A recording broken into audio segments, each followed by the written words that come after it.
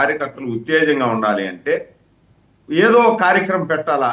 ఆ కార్యక్రమం ఏమి లేదనుకోండి, ఇప్పుడు ప్రభుత్వం మీద వ్యతిరేకత లేదు, లేకపోయినా ఏం చేస్తారు? నిన్న మా వాళ్ళు పెట్టారు మాకు తిరుపతిలో, కరెంట్ లేదంట. కరెంటు ఎందుకు ఆఫ్ చేసినారు? పొగులు కరెంట్ ఎందుకు ఆఫ్ అంటే స్ట్రీట్ లైట్లు డే టైం కూడా వేసి పెడతారు సార్. స్ట్రీట్ లైట్లు వేయలేదని చెప్పి డే టైంలో కూడా స్ట్రీట్ లైట్లు కావాలంట మా అభినయ్ రెడ్డి గారికి.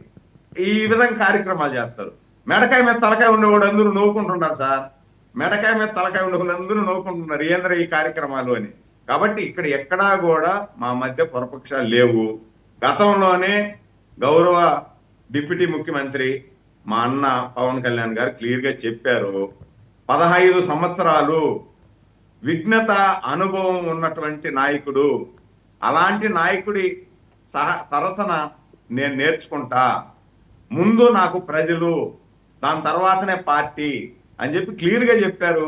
అంత గొప్ప మాట చెప్పిన తర్వాత ఏదో 4 రోజుల కోసం